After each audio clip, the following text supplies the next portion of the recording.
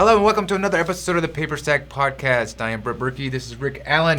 Yes. And we're doing something cool today, something new, a new type of series. It's called Your Biggest Win, Loss, and Learn. So we're going to try to keep these to around 15 minutes if possible. And what it is basically people want to learn from other people and their hard knocks and hopefully take the lessons and wipe off the bad parts and keep the good parts and recycle everybody it. likes a good champion story though, right? Everybody wants to hear about the victories, but also you learn a lot.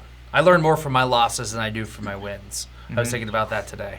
Definitely more from the losses. So we are going to start this new series and bring on listeners of the podcast, people we know in the industry.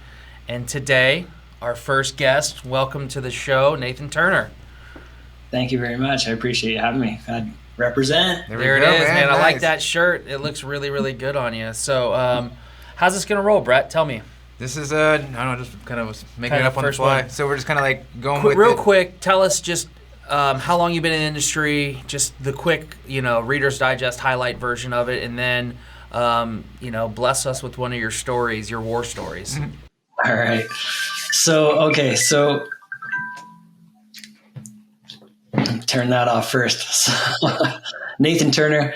I live up in Montreal, Canada, but all my business is done in the U.S. So I'm the Canadian note guy. I've been doing this since my first note purchase. My first non-performing note purchase was in 2010. So I've been around a little while now, and it's been a great ride, and I've had all kinds of different deals. I was thinking a lot about, which one to relate, because there's the ones that pay the best. There's the ones where you lose the most. There's the ones where you learn a bunch. So I was really contemplating which one to share with you guys. So here's the one I got. Okay. You ready for this? Yeah.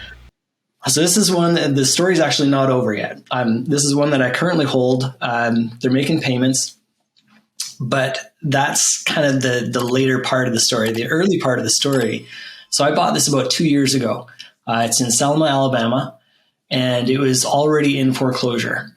So the whole thinking was we would just finish the foreclosure, resell the property, and be done with it. It was just supposed to be a fairly quick turnaround. Is it a single family mobile home? It's single family in a nicer neighborhood. We had an estimated value of the property at about $115,000. Okay. So decent, nice little house in Selma, and that I admit the history kind of thought I thought, oh, that's kind of cool to have a property in Selma, Alabama. That's kind of fun. Sure. And then, of course, it didn't go exactly as planned. It never does, right? Never does. So we got the foreclosure done. That was fine. A little bit about the purchase, real quick. So you bought it with foreclosure already happening, right? Well, do you remember what you paid? Like what percentage of the balance, or did you get a good deal, or? It was pretty good. I want to say we paid somewhere around 65,000, something like that. Okay. So yeah. So in Alabama is typically a pretty quick foreclosure state. Yeah. So, low cost, high velocity, ideal for most note investors. Yeah. Seems like a home run to me. So go on. What happened? So we took back the property. Sure enough, when you take back the property, that's typically when things start to go off the rails. If you can get it reperforming, those are so much smoother, so much easier. But this is one of those. So we took it back, got into the property, found that there were some foundation issues where there were some cracks in the foundation. And so that made it a little bit more challenging to get it sold. That being said, nice houses in the neighborhood were going, like renovated houses are going like 175 up to 200. So I'm like, you know what? Even with the issues, that should be fine. So we put it up for sale with the realtor. I think we initially listed it for about 120 just to kind of see what would happen, and got nothing. And it sat there for quite a long time. And the realtor, I think, was just kind of getting, I don't know if it was impatient or if we were messing with her stats or I don't know what, but she kept coming back and she's like, no, the further along it went, the less faith she had in the property. She started looking at it like it was a garbage house. Mm-hmm. So when my realtor is looking at it like that, that's not good news. No.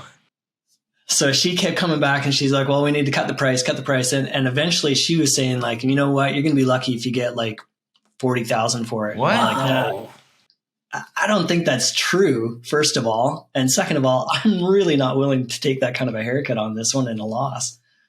So I'm like, no, I can't believe that. I don't think that's accurate, and I'm looking at other things with issues in the neighborhood. Figured out to fix that problem would cost about 25,000. That's a steep ticket, but it's not the end of the world. It's got a pool. It's got all these different things. Like, it's a nice little house. Anyway, so eventually what we finally ended up doing is we're able to do a seller finance deal.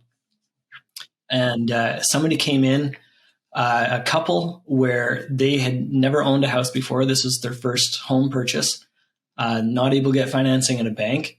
So we were able to provide financing for them to be able to purchase it at, I think, 90,000. Okay. Nice. So less than what I had expected, but not the end of the world, not too bad. So the kind of, just to make it easier and everything else, we actually set it up as a lease option. The plan was they were going to make regular payments for a year and then refinance. So that was last November. They were supposed to do the refi. And their credit wasn't quite up yet. They're at about a 600, so they needed to be just a little bit higher. And that was another thing, was we were able to get them into a credit repair program, which, by themselves, they never would have found that. They never would have been able to do that. So not only are they helping themselves for my deal, my property, but they're helping themselves all the way around, just having that better credit score. So it's continued on. We've extended their contract and they're continuing to improve the credit. They've had a couple of bumps here and there along the way. As of now, they're set to be able to refinance next month. Oh, great, man. Yeah. Are they, what's the refi amount going to be? You going to do okay on the deal? Yeah. The balance, what we kind of came up with at that point was we decided that what they paid in rent is going to go toward it. It doesn't go towards a lot of the principal, but we made a deal and we said, okay, so the refi will be for 80 or 85,000, something like that. So we've collected everything over those last 2 years. Not bad. Their payment's $700 a month. So there you go. So I'll take it. So that's the thing. It's not the hugest win, but what I liked about this deal is we had a plan, we had a problem. We figured out the problem, we hit another problem. We figured out that problem, we hit another problem, we figured out that problem, and then it's going to end. But that's what I like about notes is you come into problems, you figure it out, and you figure out there's some way around it. Right. So it sounds like you had a plan A, then fell onto a plan B and a C and the D, and then finally plan E. But you're right. That's the great thing, is adapting. And if you have patient capital, or you're like, look, I don't want to take this haircut, I can go ahead and I can sit in there and I'm just going to go long on this. Another thing that kind of struck me and stuck out to me is so many times as note investors, we see something different in houses. And, I think a lot of real estate agents, they look at a house and it's like, in their head, the house, for it to sell and sell for any reasonable amount of money, it's got to have that almost picture show quality. It's going to be great. Maybe it needs paper or paint and carpet, but otherwise it's very quick. Or the real estate agents can very quickly, like you said, they can look at your house like, this is kind of a, kind of a donkey. I'm not gonna be able to move this thing. Even if we put lipstick on a pig, it's not gonna sell. And then they start getting down, and that information starts, whether they mean to or not. If you have a bad taste in your mouth, you can't possibly sell it to somebody else. Exactly. So I have a question. Do you use anything to manage your incoming offers on REO? Or do you just rely on the real estate agent to pass on every offer that comes in? I usually just to rely on the agent. Okay. Yeah, we started using something, I guess it was, I don't know, like 6 or 7 years ago called offer submission.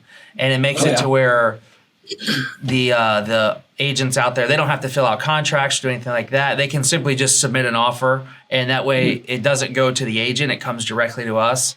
I was just curious if you were using anything like that. But, I always have a fear of from doing real estate, and I worked with agents, in the 2005, 6, and 7, and I had a lot of agents that I would give up my commission as the buyer so they could get me a better deal on the house. And I was that always stuck in the back of my mind. I was like, well, if they're willing to do that for me then, I know they would do it now. So I just want to take all doubt off the table as just like a way to kind of protect myself. But man, that's a good one, because it's you never know. At the end of the day, you can always plan for the best, or hope for the best, plan for the worst, I guess is what they say. And this is one where being resourceful helped you. And it's one of the beauties of the business is just there's a workaround. In almost every situation, there's some kind of a workaround, and you can figure it out, and you just plug away until you figure it out. And sometimes that's on your own. Sometimes that's in conversation with another note investor and say, I've got this situation. What do you guys do with this? Something like this. And you can collaborate with other people. And it's just a great, it's a mind game kind of a business where you're having to stress your brain instead of your muscles. Yeah, definitely. Got a question for you. What has the value on that house done over the past 2 years? I imagine, has it been running? I'm sure. Yeah, that's a really good question. I don't know. I'll have to look that up. That's almost one where you're like, I don't even want to look at it. I'll look at it once the deal's done. But it's one of those things you look at it, you're like, wow, if 2 years ago, remodeled stuff was selling for $275 or for $175. Yeah. I mean, you got to think that you're north. Or at least at 200, and those guys are, whoever bought that house is probably sitting in a pretty nice position. Yeah, it's pretty with $120,000 in equity and new credit. Yeah, and you know what? At some point, that's one of the things I figured out a long time ago is getting over whatever deal they're getting. Whatever deal they're getting, that's none of my business. I'm getting what I need, and I'm getting what I want, and therefore it's all good. And it's not important for me to try to figure out how well they're doing and how good of a deal they're getting, and why didn't I get that? No, that doesn't matter. Great philosophy, and that's you see that a lot of times when people are buying from brokers. Sometimes somebody gets somebody goes out, they pay for marketing and get an owner finance deal, and they're going to broker it to you. And it might be an $80,000 purchase, and they bought it for $60,000. And if you're happy with the purchase price, you're happy with the purchase price. Shouldn't matter what they're making. Right. And eventually, in a case like that where they're making a big one, sometimes I go, but at the end of the day, I'm happy with my purchase price. So good for them. You know what? They did a good job on that one. And I think we teed it up and we nailed it. Our first one, you get an A on this test of getting us right where we needed to be. That was a good story, man. I appreciate you joining us. Yeah, that was fun. Yeah, that was I got a lot out of that one. Always think of the angles. There's always an angle. Always an angle. Yeah. Cool, man. Is there anything else you want to share? Anything about what you're doing and company or? You know what? This has been so much fun. I started in 2010. 2015, I started doing a bunch of JV deals.